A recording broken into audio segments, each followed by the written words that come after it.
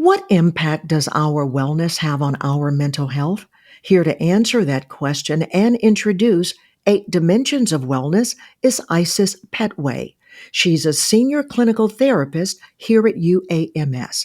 Isis specializes in treating anxiety, depression, trauma, grief, and more, so her clients are able to manage their daily lives with healthy outcomes. This is UAMS Health Talk, a podcast from the University of Arkansas for Medical Sciences. I'm Cheryl Martin. Isis, so glad to have you on. Hi, Cheryl. Thank you for having me. First off, how do you define wellness? For me, I define wellness as what is my healthy outcome at this time? What does it look like to be in balance? That's a huge part of the way that I define wellness. Is there anything that is taking away from me being okay? Am I getting enough sleep? Did I drink my water? And so I look at it as, am I feeling balanced and am I in healthy outcomes right now? Great. Now, share with us the 8 dimensions of wellness. Currently in our society, we definitely have a lot of talk around mental health, mental wellness, and different things of that nature. But it is presented at times as if it's in silos. And my mentor actually introduced me to this particular model, and I'm very glad that he did. So I have to give him credit. But when looking at the 8 dimensions of wellness, I'm going to give you guys the World Health Organization definition. So according to the World Health Organization, they define wellness as a state of complete physical, mental, and social well-being, and not merely the absence of disease or infirmity. So that is the definition from the World Health Organization.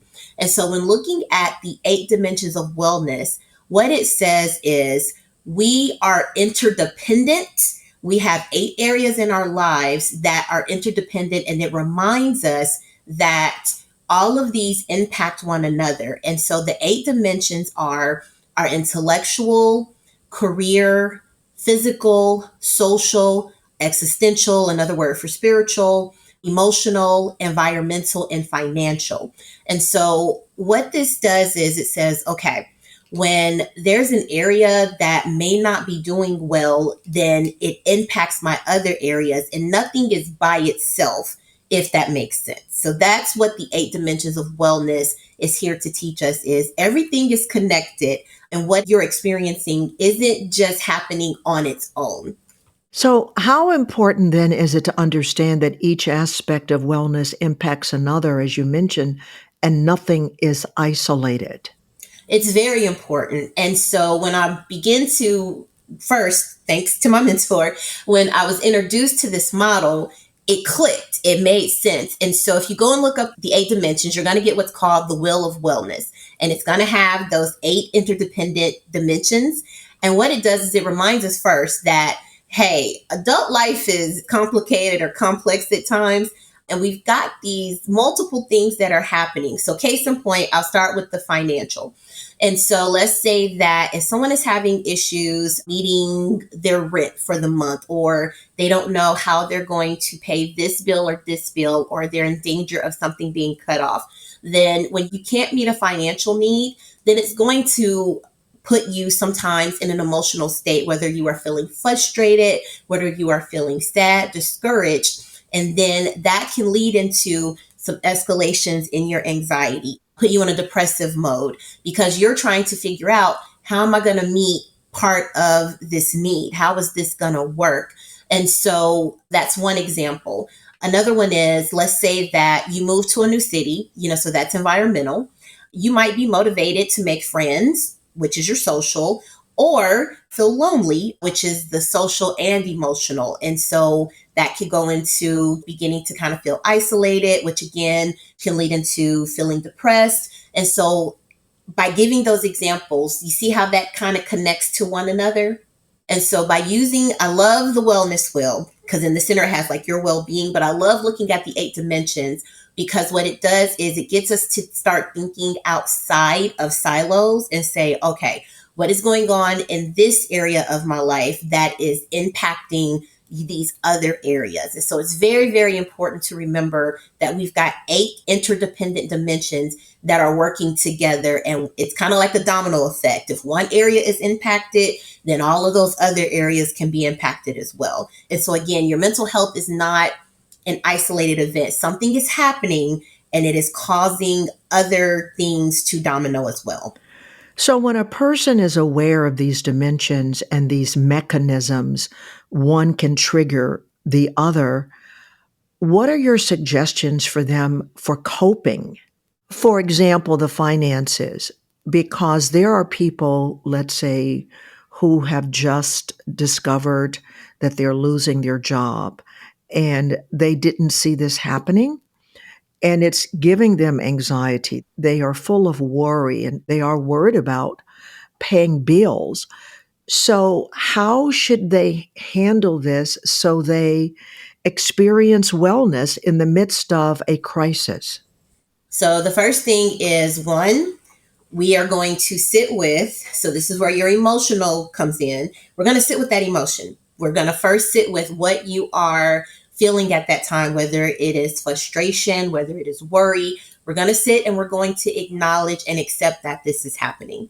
And so once doing that, I always caution to be careful of what we call toxic positivity, where instead of dealing with something, you kind of avoid it and you start using certain sayings, to say, well, somebody has it worse than me. True. However, it doesn't negate what you're going through.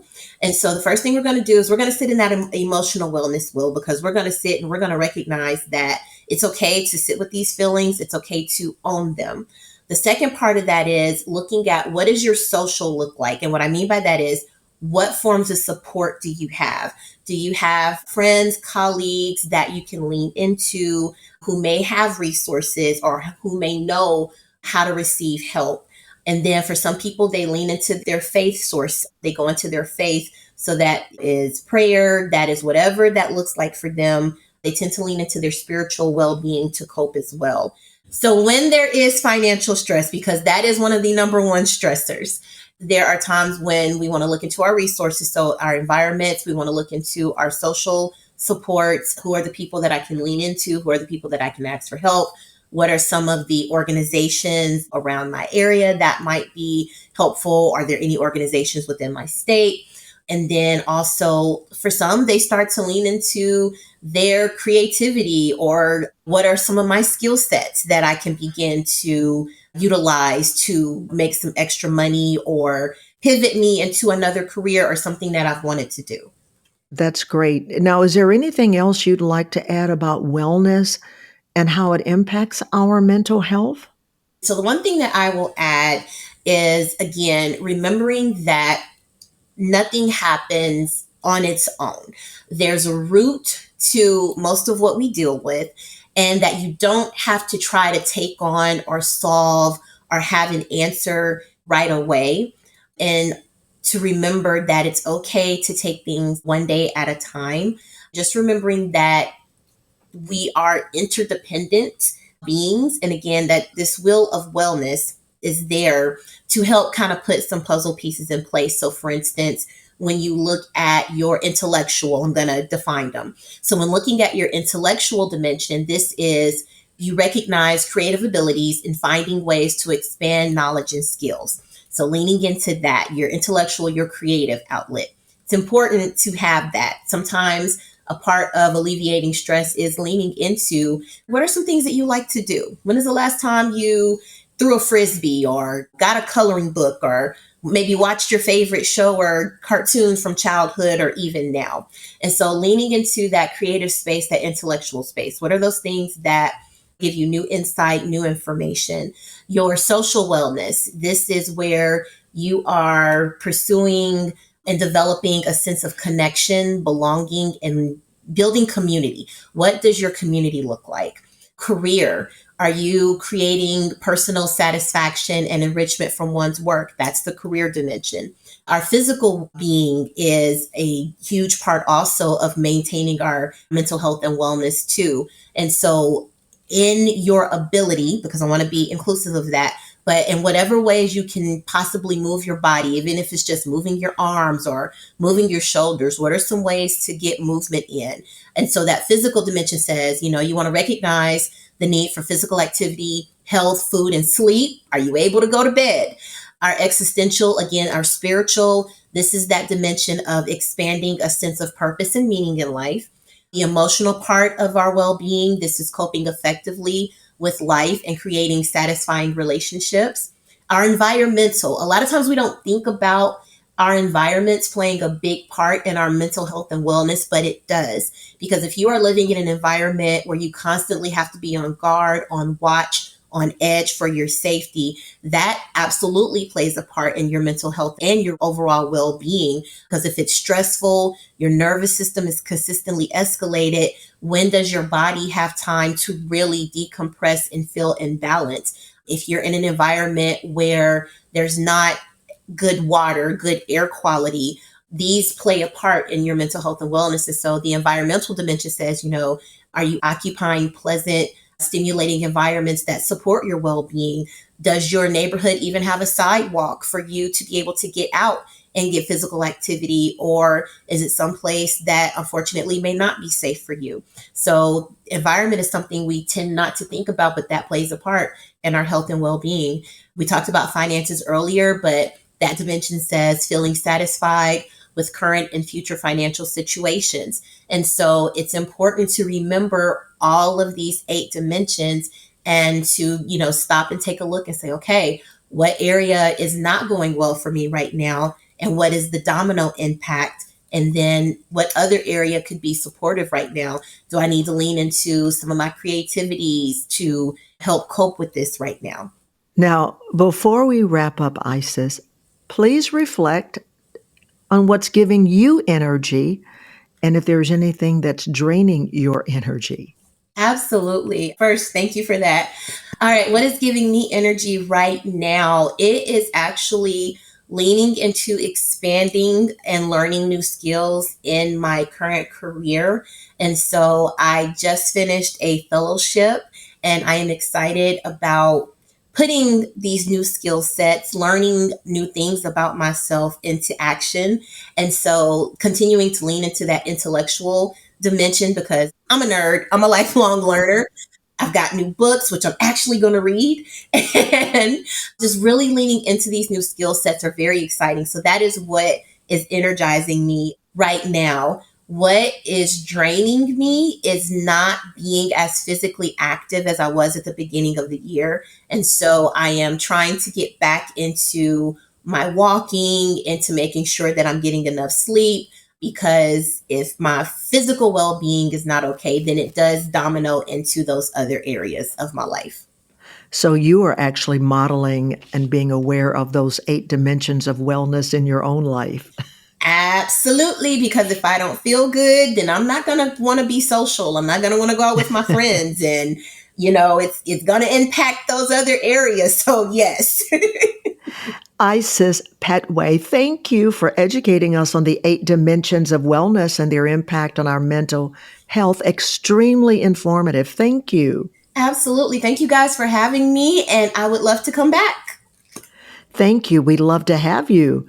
To make an appointment at the UAMS Psychiatric Research Institute, please call 501-526-8100. If you found this podcast helpful, please tell others about it and share it on your social media.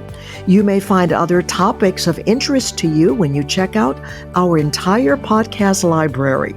This is UAMS Health Talk, a podcast from the University of Arkansas for Medical Sciences. Thanks for listening.